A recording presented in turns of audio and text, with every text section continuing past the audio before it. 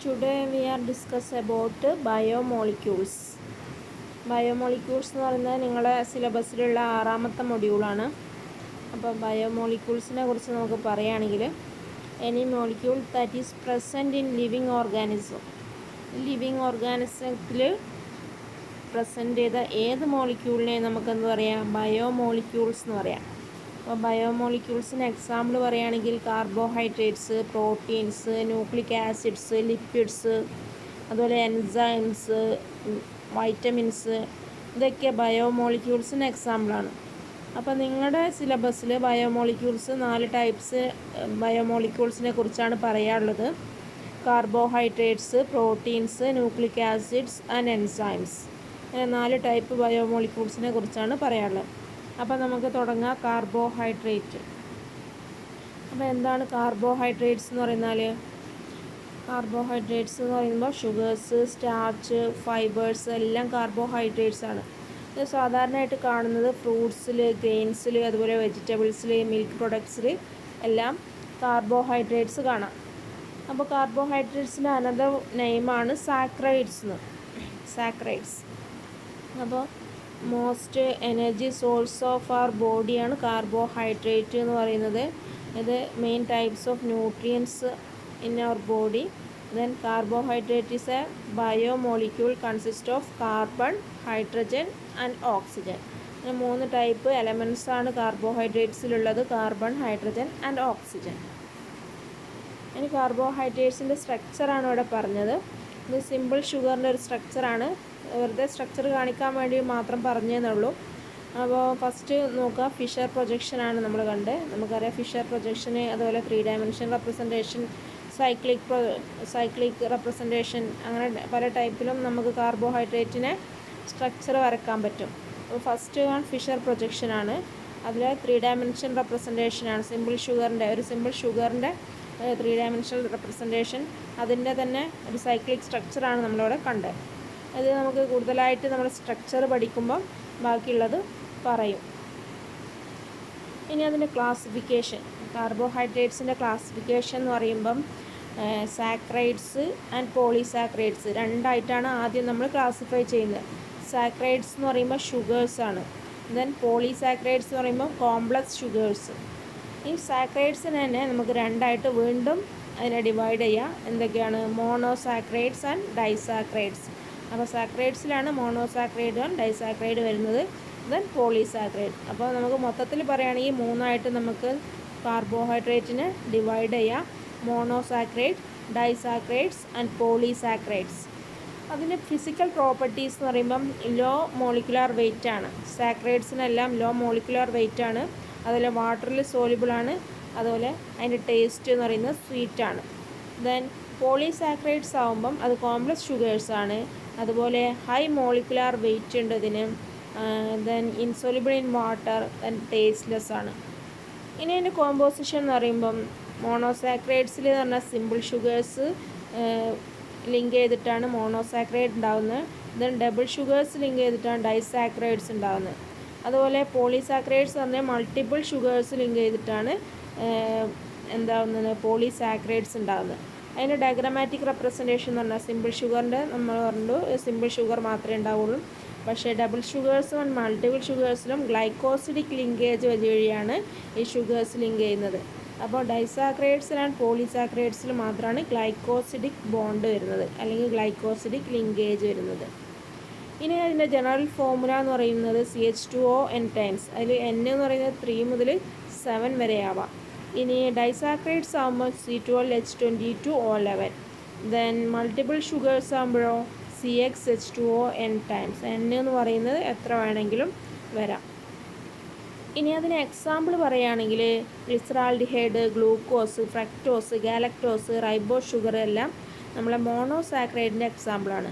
Disaccharide ആകുമ്പോൾ maltose, sucrose, lactose ഇതെല്ലാം എന്തിൻ്റെ എക്സാമ്പിളാണ്? ഡൈസാക്രൈഡ്സിന് എക്സാമ്പിളാണ്. പോളിസാക്രൈഡ്സ് ആകുമ്പം സ്റ്റാർച്ച്, ഗ്ലൈക്കോജൻ, സെല്ലുലോസ്, ലിഗ്നിൻ, ചിറ്റിൻ ഇതെല്ലാം കാർബോഹൈഡ്രേറ്റ്സിലുള്ള പോളിസാക്രൈഡ്സിൻ്റെ എക്സാമ്പിളാണ്.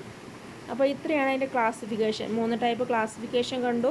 അതിൻ്റെ composition, physical properties, general formula and common examples എല്ലാം നമ്മൾ കണ്ടു. ഇനി അടുത്തത് സൈക്ലിക് സ്ട്രക്ചർ ഓഫ് ഫ്രക്ടോസ്. ഫ്രക്ടോസിൻ്റെ സൈക്ലിക് സ്ട്രക്ചറാണ് പറയുന്നത്. നമ്മൾ ആസ് എ കീറ്റോ ഹെക്സോസ്, നമ്മൾ UPSC നെയിം പറയുമ്പം കീറ്റോ ഹെക്സോസ് എന്ന് പറയാം ഫ്രക്ടോസിനെ. അപ്പോൾ ഫ്രക്ടോസിൽ ഒരു 5 മെമ്പേർഡ് റിംഗ് ആയിട്ടാണ് അതിന് സൈക്ലിക് സ്ട്രക്ചർ വരുന്നത്. അതെങ്ങനെയാണ് വരുന്നത്? രണ്ടാമത്തെ കാർബണിലെ കാർബണൈൽ കാർബണും അതുപോലെ 5ാമത്തെ കാർബണിലെ OHും ഹൈഡ്രോക്സിൽ ഗ്രൂപ്പും തമ്മിൽ ലിങ്ക് ചെയ്തിട്ട് റിയാക്ട് ചെയ്തിട്ടാണ് അവിടെ നമ്മൾ 5 മെമ്പേർഡ് റിങ് രൂപപ്പെടുന്നത്. അപ്പോൾ നമുക്ക് എന്താണ് കിട്ടുന്നത്?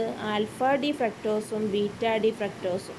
അപ്പോൾ എന്താണ്? കാർബൺ 5ലും കാർബൺ 2ലും ലിങ്കേജ് വരുന്നത്. കാർബൺ 5 എന്ന് പറഞ്ഞാൽ CO ഗ്രൂപ്പുള്ള ആ രണ്ടാമത്തെ കാർബൺ അതുപോലെ C5 എന്ന് പറയുമ്പം C5ലുള്ള OH ഹൈഡ്രോക്സിൽ ഗ്രൂപ്പും തമ്മിൽ ലിങ്ക് ചെയ്തിട്ടാണ് എന്ത് വരുന്നത്? അവിടെ 5 മെമ്പേർഡ് റിങ് വരുന്നത്. ഇതാണ് അതിൻ്റെ സൈക്ലിക് സ്ട്രക്ചർ എന്ന് പറയുന്നത്. അപ്പോൾ സൈക്ലിക് സ്ട്രക്ചറിൽ ഒന്നാമത്തെ കാർബൺ ആറ്റം ടോപ്പിലാണ് CH2OH വരുന്നതെങ്കിൽ അതിന് ആൽഫ ഡി ഫ്രക്ടോസും, ഇനി താഴെ അതിൻ്റെ ബോട്ടത്തിലാണ് നമ്മുടെ CH2OH വരുന്നതെങ്കിൽ അതിനെ ബീറ്റ ഡി ഫ്രക്ടോസും പറയാം. അപ്പോൾ OH രണ്ട് സൈഡിലും OH നോക്കുക. താഴെയാണ് OH വരുന്നതെങ്കിൽ ആൽഫ ഡി ഫ്രക്ടോസ്, അത് മുകളിലാണ് OH വരുന്നതെങ്കിൽ അതിനെ ബീറ്റ ഡി ഫ്രക്ടോസ് എന്ന് പറയും. അതാണ് അതിൻ്റെ സൈക്ലിക് സ്ട്രക്ചർ. ഇനി അതുപോലെ തന്നെ സൈക്ലിക് സ്ട്രക്ചർ ഓഫ് ഗ്ലൂക്കോസും ഉണ്ട്. ഗ്ലൂക്കോസിനും അതുപോലെ ആൽഫയും ബീറ്റയും ഉണ്ട്. അതെങ്ങനെയാണ് ആൽഫ ഡി ഗ്ലൂക്കോസും ബീറ്റ ഡി ഗ്ലൂക്കോസും വരുന്നത് നോക്കാം. ഇവിടെ ഒന്നാമത്തെ കാർബണത്തിലെ കാർബണൈൽ കാർബണും 5ാമത്തെ കാർബണിലെ OH ഗ്രൂപ്പും അല്ലേ തമ്മിൽ ലിങ്ക് ചെയ്തിട്ടാണ് എന്ത് വരുന്നത്? അവിടെ ഒരു സൈക്ലിക് സ്ട്രക്ചർ വരുന്നത്. സൈക്ലിക് സ്ട്രക്ചർ നമ്മൾ അടുത്ത സ്ലൈഡിൽ കാണിക്കും സൈക്ലിക് സ്ട്രക്ചർ എങ്ങനെയാണ് വരുന്നതെന്ന്. ഇപ്പോൾ എന്താണ് കാണേണ്ടത്? ഒന്നാമത്തെ കാർബണിലെ കാർബണൈൽ കാർബണും 5ാമത്തെ കാർബണിലെ OH ഗ്രൂപ്പും തമ്മിൽ ലിങ്ക് ചെയ്തിട്ട് അവിടെ ഒരു 5 മെമ്പേർഡ് സൈക്ലിക് സ്ട്രക്ചർ വരും. ഇവിടെ alpha D glucose and beta D glucose വന്നു. ആൽഫ ഡി ഗ്ലൂക്കോസ് ആകുമ്പം ഒന്നാമത്തെ കാർബൺ ആറ്റത്തിലെ OH ഗ്രൂപ്പ് ഏത് സൈഡിലാണ്? ആൽഫ ഡിയിലാണെങ്കിൽ OH ഗ്രൂപ്പ് റൈറ്റ് ഹാൻഡ് സൈഡിലും, ബീറ്റ ഡി ആകുമ്പം ഒന്നാമത്തെ കാർബൺ ആറ്റത്തിലെ OH ഗ്രൂപ്പ് ഏതിലാണ് വരുന്നത്? ലെഫ്റ്റ് ഹാൻഡ് സൈഡിലുമാണ്. അപ്പോൾ ലെഫ്റ്റ് ഹാൻഡ് സൈഡിൽ OH ഗ്രൂപ്പ് വരുന്നെങ്കിൽ ബീറ്റ ഡി ഗ്ലൂക്കോസും, റൈറ്റ് ഹാൻഡ് സൈഡിൽ OH ഗ്രൂപ്പ് വരുന്നെങ്കിൽ ഞാൻ ആൽഫ ഡി ഗ്ലൂക്കോസും ആണെന്ന് പറയാം.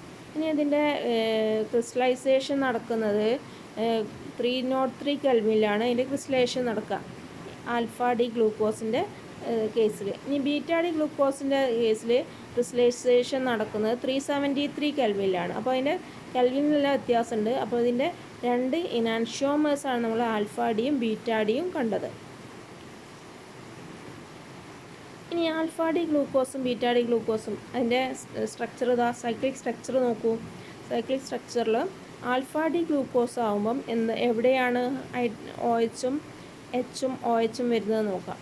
H എവിടെ വരുന്നത്? മുകളിലാണ്, ടോപ്പിലാണ് H വരുന്നതെങ്കിൽ അതിന് ആൽഫ ഡി ഗ്ലൂക്കോസ് എന്ന് പറയാം. ഇനി താഴെയാണ് H അല്ലെങ്കിൽ മുകളിലാണ് OH വരുന്നതെങ്കിൽ അതിനെ നമുക്ക് എന്ത് പറയാം? ബീറ്റ ഡി ഗ്ലൂക്കോസ് എന്ന് പറയാം. അപ്പോൾ ഇതാണ് അതിൻ്റെ സൈക്ലിക് സ്ട്രക്ചർ വരുന്നത്. സൈക്ലിക് സ്ട്രക്ചർ നമ്മുടെ ലെഫ്റ്റ് ഹാൻഡ് സൈഡിലുള്ളതെല്ലാം ടോപ്പിലേക്ക് വരും. സൈക്ലിക് സ്ട്രക്ചറിലേക്ക് വരുമ്പോൾ ലെഫ്റ്റ് ഹാൻഡ് സൈഡിലുള്ളതെല്ലാം ടോപ്പിൽ വരും, റൈറ്റ് ഹാൻഡ് സൈഡിലുള്ളതെല്ലാം ഡൗണിലും വരും. അങ്ങനെയാണ് നമ്മൾ അതിൻ്റെ ഹാവർത്ത് പ്രൊജക്ഷൻ, നമ്മളിപ്പോൾ ഈ സൈക്ലിക് സ്ട്രക്ചറിന് പറയുന്ന പേരാണ് ഹാവർത്ത് പ്രൊജക്ഷൻ ഫോർമുല എന്ന്. മറ്റേതിന് നമ്മളെന്ത് പറയും? ഫിഷർ പ്രൊജക്ഷൻ എന്ന് പറയും. ഈ നേരെ വരെയുള്ളത് മാത്രം ഫിഷർ പ്രൊജക്ഷനും, മറ്റേ സൈക്ലിക് സ്ട്രക്ചർ ആകുമ്പോൾ അതിനെ ഹാവർത്ത് പ്രൊജക്ഷൻ ഫോർമുല എന്ന് പറയും. അപ്പോൾ ഹാവർത്ത് പ്രൊജക്ഷൻ അല്ലെങ്കിൽ സൈക്ലിക് സ്ട്രക്ചർ ആകുമ്പം അതിൽ റൈറ്റ് ഹാൻഡ് സൈഡിലുള്ള ഈ ഫിഷർ പ്രൊജക്ഷനിൽ റൈറ്റ് ഹാൻഡ് സൈഡിലുള്ളതെല്ലാം ഡൗണിലും വരും, ലെഫ്റ്റ് ഹാൻഡ് സൈഡിലുള്ളതെല്ലാം ടോപ്പിലും വരും. അങ്ങനെയാണ് നമ്മൾ ആൽഫ ഡി ഗ്ലൂക്കോസും ബീറ്റ ഡി ഗ്ലൂക്കോസും വരച്ചത്. അപ്പോൾ ഇത്രയാണ് അതിൻ്റെ സൈക്ലിക് സ്ട്രക്ചേഴ്സ് എന്ന് പറയുന്നത്. ഇനി അടുത്തത് പ്രോട്ടീൻസ് ആണ്. അപ്പോൾ കാർബോഹൈഡ്രേറ്റ്സ് ഇത്ര കാര്യങ്ങളെ പറയാനുള്ളൂ. ഇനി പ്രോട്ടീൻസ് എന്താണ്? പ്രോട്ടീൻസ് എന്ന് പറയുന്നത് proteins are macro molecules formed by amino acids. Amino acids എന്നാണ് നമ്മൾ പ്രോട്ടീൻസ് ഉണ്ടാകുന്നത്. അതൊരു മാക്രോ മോളിക്യൂൾസ് ആണ്. Then proteins are essential nutrients for human body. They are the one of the building blocks of body tissue.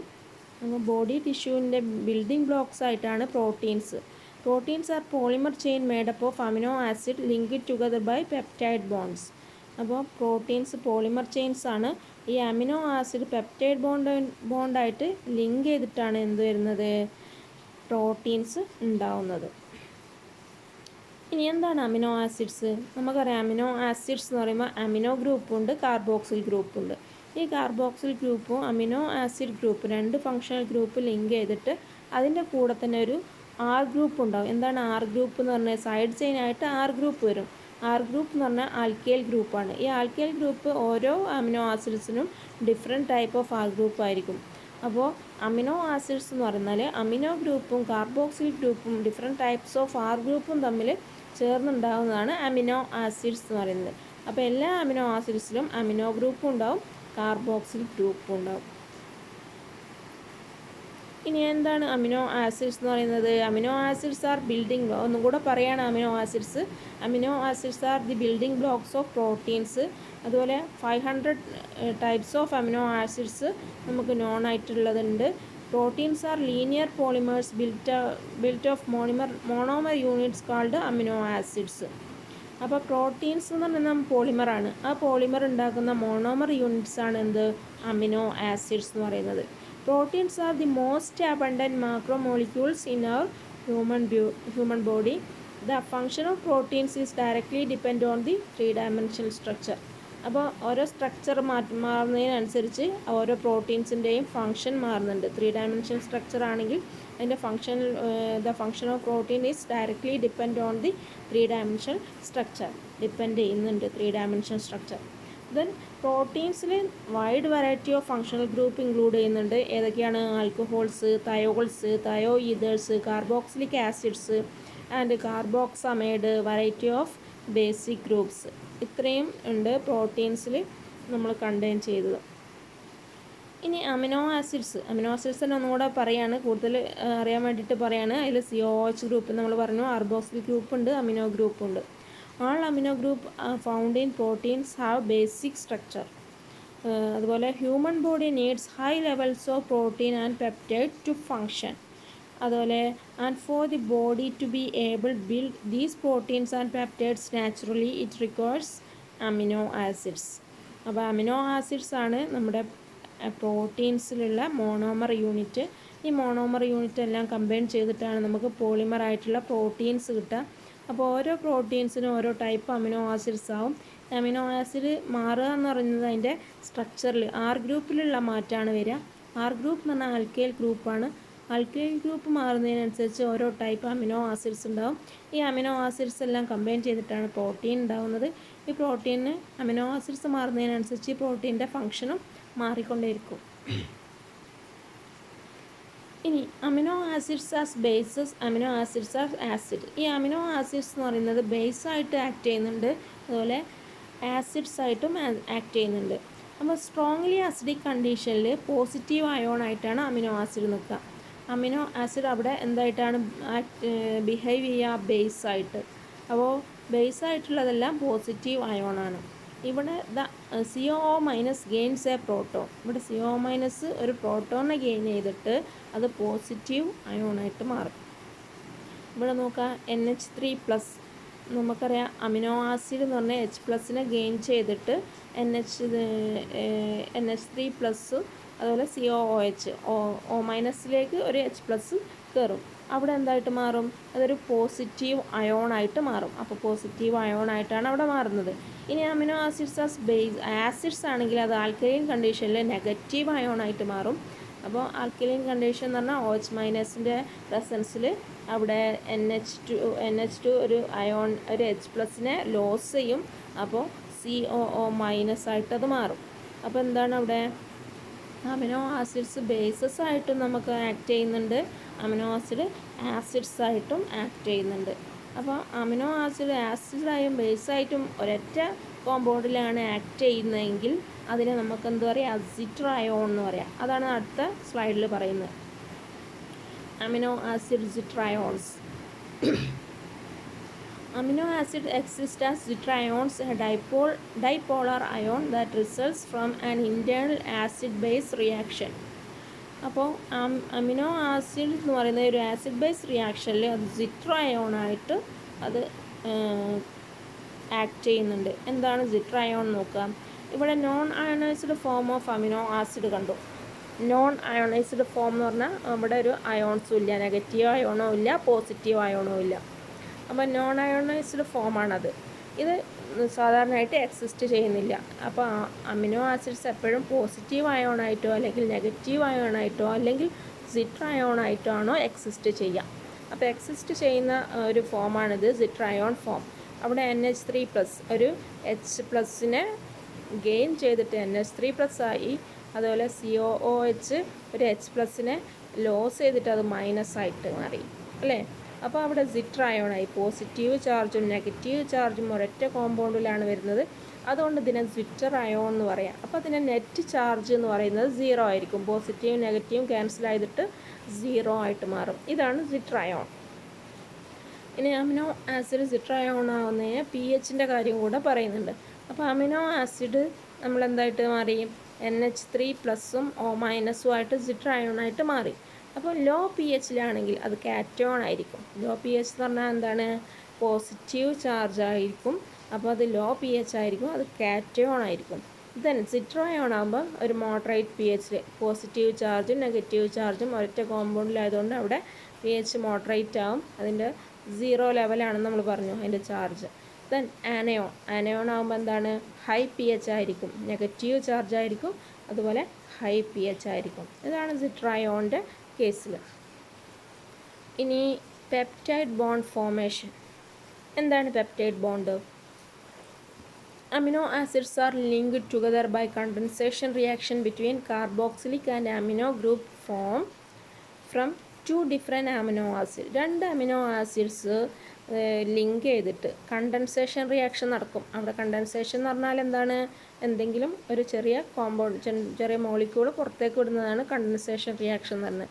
അപ്പോൾ ഇവിടെ eliminate ചെയ്യുന്നത് എന്താണ്, water മോളിക്യൂളാണ്. അപ്പോൾ അമിനോ ആസിഡ്സിലെ കാർബോക്സിലിക് ഗ്രൂപ്പും അമിനോ ഗ്രൂപ്പും തമ്മിൽ ലിങ്ക് ചെയ്യുമ്പോൾ അവിടെ കണ്ടൻസേഷൻ റിയാക്ഷൻ നടന്നിട്ട് വാട്ടറിനെ എലിമിനേറ്റ് ചെയ്യും. അങ്ങനെയുള്ള ഒരു ബോണ്ട് ഫോം ചെയ്യുന്നതിനാണ് എന്ത് പറയുക, പെപ്റ്റൈഡ് ബോണ്ട് ഫോർമേഷൻ എന്ന് പറയാം. അതായത് അമൈഡ് ബോണ്ട്. അമൈഡ് എന്ന് പറഞ്ഞാൽ CO-യും NH2 തമ്മിലുള്ള ഒരു bond formation. Then product is called peptide. The named according to the number of amino acids involved. അവിടെ 2 അമിനോ ആസിഡാണ് ഉപയോഗിക്കുന്നതെങ്കിൽ അതിനെ ഡൈപെപ്റ്റൈഡ് എന്ന് പറയും. അതുപോലെ 3 അമിനോ ആസിഡാണ് ഉപയോഗിക്കുന്നതെങ്കിൽ അതിനെ ട്രൈപെപ്റ്റൈഡ് എന്ന് പറയും. അതുപോലെ 10 ആണെങ്കിൽ അതിനെ ഡെക്കാപെപ്റ്റൈഡ് എന്ന് പറയും. ഇനി 50നേക്കാളും കൂടുതൽ മോർ ദാൻ 50 അമിനോ ആസിഡാണ് നമ്മൾ ഉപയോഗിക്കുന്നതെങ്കിൽ അവിടെ പോളിപെപ്റ്റൈഡ് എന്ന് പറയാം. അപ്പോൾ അങ്ങനെയാണ് പെപ്റ്റൈഡ് ബോണ്ട് ഫോം ചെയ്യുന്നത്. എങ്ങനെയാണ്, കാർബോക്സിലിക് ഗ്രൂപ്പും അമിനോ ഗ്രൂപ്പും ലിങ്ക് ചെയ്തിട്ട് അവിടെ കണ്ടൻസേഷൻ റിയാക്ഷൻ നടന്നിട്ട് എലിമിനേഷൻ ഓഫ് വാട്ടർ ഉണ്ടായാൽ അവിടെ ഒരു ബോണ്ട് ഫോം ചെയ്യും. അതിനെയാണ് പെപ്റ്റൈഡ് ബോണ്ട് എന്ന് പറയുന്നത്. ഇനി പെപ്റ്റൈഡ് ബോണ്ട് അല്ലെങ്കിൽ അമൈഡ് ബോണ്ട് എന്താണ്, എങ്ങനെ ഉണ്ടാകുന്നത് നമ്മൾ നോക്കുക. 2 അമിനോ ആസിഡ്സ് ആണ്. ഒന്നിന് കാർബോക്സിൽ ഗ്രൂപ്പും ഒന്നിന് NH2 ഗ്രൂപ്പ്. രണ്ടിൻ്റെയും ഒന്നിൻ്റെ എൻഡും ഒന്നിൻ്റെ ഫസ്റ്റ് ഭാഗവും കൂടിയിട്ട് എന്താണ്, വാട്ടർ എലിമിനേറ്റ് ചെയ്യാണ് അല്ലേ. NH2 ഉള്ള Hഉം COOH ഉള്ള OHും വാട്ടർ എലിമിനേറ്റ് ചെയ്തിട്ട് അവിടെ CONH ബോണ്ട് ഫോം ചെയ്തു. അതിനെയാണ് നമ്മൾ എന്താ പറയുക, പെപ്റ്റൈഡ് ബോണ്ട് എന്ന് പറയുക. അപ്പോൾ ഇവിടെ N അമിനോ ടെർമിനസ് ആണ്, C കാർബോക്സി ടെർമിനസ് ആണ്. N എന്ന് പറഞ്ഞാൽ അമിനോ ടെർമിനസും C എന്ന് പറയുന്നത് കാർബോക്സി ടെർമിനസും ആണ്. ഇവിടെ 2 അമിനോ ആസിഡ്സ് ആയതുകൊണ്ട് ഇതിനെ ഡൈപെപ്റ്റൈഡ് ബോണ്ട് എന്ന് പറയാം. 2 അമിനോ ആസിഡ്സ് മാത്രമാണ് ഇവിടെ ചെയ്തത്, അതുകൊണ്ട് ഇതിനെ ഡൈപെപ്റ്റൈഡ് എന്ന് പറയാം. ഇനി 3 ആണെങ്കിൽ ട്രൈപെപ്റ്റൈഡ് എന്ന് പറയാം. അതുപോലെ മോർ ദാൻ 50 ആണെങ്കിൽ നമ്മൾ അതിനെന്ത് പറയും, മോർ ദാൻ 50 ആണെങ്കിൽ പോളിപെപ്റ്റൈഡ് ബോണ്ട് എന്ന് പറയാം. ഇനി പോളിപെപ്റ്റൈഡ് ചെയിൻ എന്തൊക്കെയാണ് അതിൽ പറയുന്നത്. Polypeptide chain here above polypeptide chain the carboxyl group of amino acid N has formed a peptide bond CN to the amino group of amino acid. അപ്പോൾ carbon nitrogen ആയിട്ടുള്ള ഒരു ബോണ്ടാണ്. നമ്മൾ COOHലുള്ള COയും NH2 Nഉം തമ്മിൽ ഒരു bond form ചെയ്ത് അവിടെ peptide bond form ചെയ്തു. Each peptide unit is planar. ഓരോ പെപ്റ്റോഡ് യൂണിറ്റും പ്ലാനർ ആയിട്ടാണ് ഇവിടെ കൺസിഡർ ചെയ്യുന്നത്. അത് റിജിഡ് ഗ്രൂപ്പാണ് with known bond distance and known bond angles. Planar ആയതുകൊണ്ട് തന്നെ നമുക്കതിൻ്റെ ബോണ്ട് ഡിസ്റ്റൻസും ബോണ്ട് ആംഗിൾസും നമുക്ക് നോൺ ആണ്.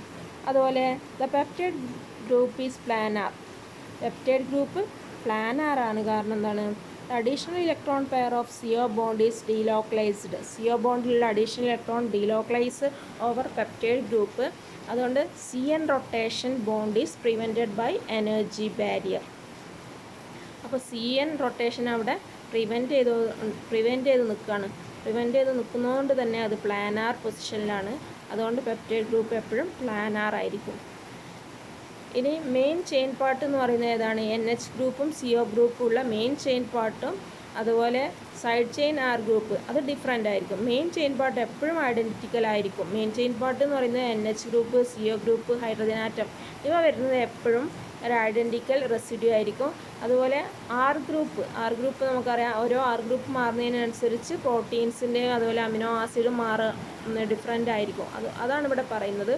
The side chain R which is different for different residues is bound to the carbon atom. അപ്പോൾ ഓരോ റെസിഡ്യൂവിനും R ഗ്രൂപ്പ് മാറുന്നതിനനുസരിച്ച് ഡിഫറെൻറ്റ് റെസിഡ്യൂ ആയിരിക്കും. ഇനി സ്ട്രക്ചർ ഓഫ് പ്രോട്ടീൻസ്. പ്രോട്ടീൻസിന് 4 ടൈപ്പ് സ്ട്രക്ചേഴ്സ് ഉണ്ട്.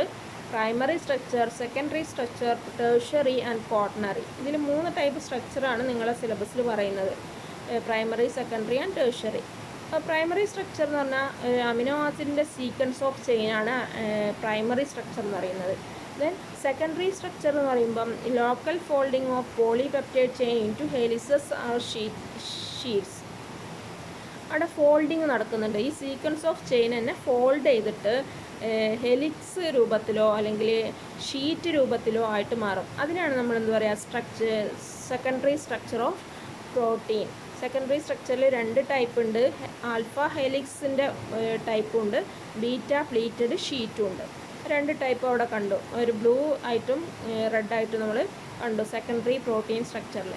ഇനി ബീറ്റ പ്ലീറ്റഡ് ഷീറ്റും ആൽഫ ഹെലിക്സും ഒന്നാകെ ഒരു 3 ഡയമെൻഷണൽ സ്ട്രക്ചറിൽ വരികയാണെങ്കിൽ അതിനെന്ത് പറയുക? ടെർഷ്യറി പ്രോട്ടീൻ സ്ട്രക്ചർ എന്ന് പറയാം. The 3 dimensional folding pattern of protein due to side chain interaction. അവിടെ സൈഡ് ചെയിൻ ഇൻട്രാക്ഷൻ വരുന്നുണ്ട്. പല ടൈപ്പ് ഇൻട്രാക്ഷൻ നമുക്കറിയാം. ഹൈഡ്രജൻ ബോണ്ടിങ്, അതുപോലെ വാണ്ടർവാൾ ഇൻട്രാക്ഷൻ, അതുപോലെ സൾഫർ ഡൈബ്രിഡ്ജ് സൾഫർ ഇൻട്രാക്ഷൻ, അങ്ങനെ വരുന്ന ഇൻട്രാക്ഷനൊക്കെ വെച്ചിട്ട് എന്തായിട്ട് മാറും? ഒരു 3 ഡയമെൻഷണൽ സ്ട്രക്ചർ ഫോൾഡിംഗ് ആയിട്ട് മാറും. ഒരു ആൽഫ ഹെലിക്സസും അതുപോലെ ബീറ്റ പ്ലീറ്റഡ് ഷീറ്റും എല്ലാം കൂടെ ഒരു 3 ഡയമെൻഷണൽ സ്ട്രക്ചറിലേക്ക് ഫോൾഡ് ചെയ്യുന്നതിനാണ് എന്ത് പറയുക? ടെർഷ്യറി പ്രോട്ടീൻ സ്ട്രക്ചർ എന്ന് പറയാം. ഇനി ക്വാട്ടർണറി സ്ട്രക്ചർ എന്ന് പറയുമ്പോൾ protein consist of more than 1 amino acid chain. ഇതിൽ അമിനോ ആസിഡ് ചെയിൻ തന്നെ മോർ ദാൻ 1 ഉണ്ടാവും. More than 1 amino acid chain തന്നെ ഇതുപോലെ 3 ഡയമെൻഷനിൽ അപ്പുറത്തേക്ക് കൂടുതൽ അമിനോ ആസിഡ് ചെയിൻ കൂടിയിട്ട് ഒരു ക്വാട്ടർണറി പ്രോട്ടീൻ സ്ട്രക്ചറായിട്ട് അത് മാറും. അപ്പോൾ നമുക്ക് ഈ 3 ടൈപ്പാണ് ഇവിടെ പറയാനുള്ളത്. ദെൻ പ്രൈമറി സ്ട്രക്ചർ പറയുമ്പോൾ എന്താണ്? Primary structure of protein refers to the sequence of amino acid. Amino ആസിഡ്സിൻ്റെ സീക്വൻസ് ആണ് പ്രൈമറി സ്ട്രക്ചേഴ്സ് എന്ന് പറയുന്നത്. സീക്വൻസ് നമ്മൾ താഴെയുള്ള പിക്ചറിൽ കാണുന്നുണ്ട് അല്ലേ? അതൊക്കെ അമിനോ ആസിഡിൻ്റെ സീക്വൻസ് ഓഫ് സ്ട്രക്ചറാണ്. Then amino acids are covalently linked by peptide bond. Amino acids peptide ബോണ്ടായിട്ട് കോവൻലി ലിങ്ക് ചെയ്തിട്ടുണ്ട്.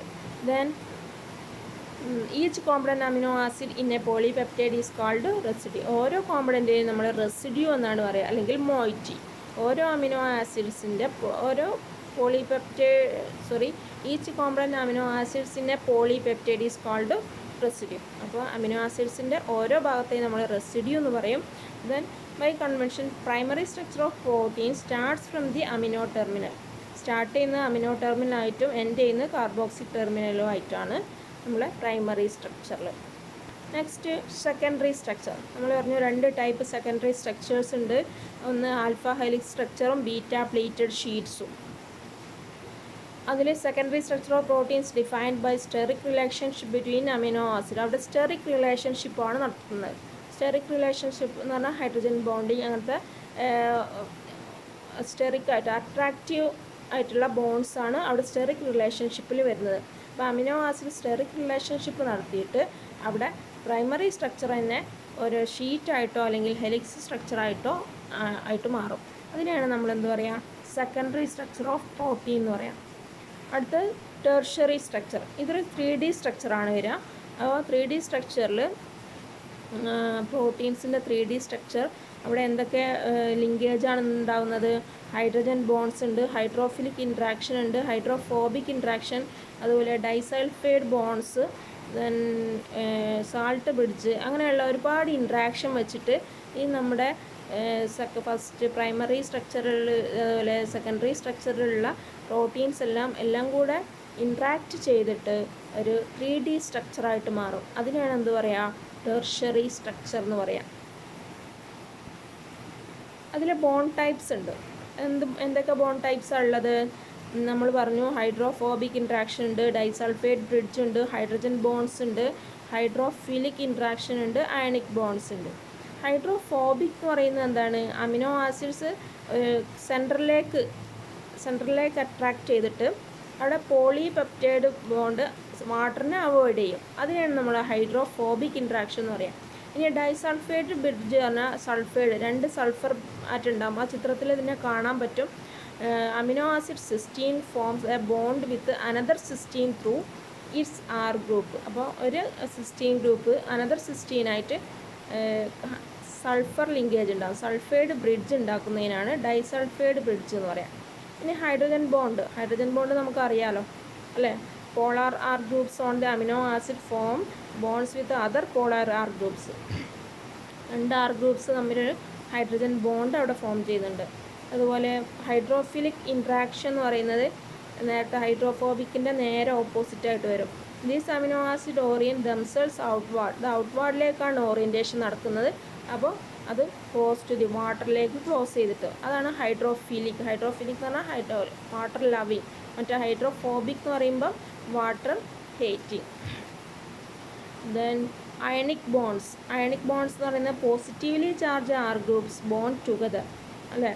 2 positively charge R groups bond ചെയ്യുന്നതിനാണ് നമ്മൾ അയണിക് ബോൺസ് പറയുക. ഇത്രയും ബോണ്ടുകളാണ് എന്തിലുണ്ടാകുന്നത്? 3 ഡയമെൻഷണൽ സ്ട്രക്ചർ ഓഫ് പ്രോട്ടീൻസിലുണ്ടാകുന്നത്. അതുകൊണ്ടാണ് അത് ബൗണ്ട് ചെയ്തിട്ട് 3 ഡയമെൻഷണൽ സ്ട്രക്ചറായിട്ട് മാറി നിൽക്കുന്നത്. ഓക്കെ, ഇത്രയാണ് നമ്മൾ ഫസ്റ്റ് പാർട്ടിൽ പറയുന്നത്. ഇനി കുറച്ച് ഭാഗങ്ങളും കൂടെ ഉണ്ട്, അത് അടുത്ത വീഡിയോയിൽ നമ്മൾ പറയും.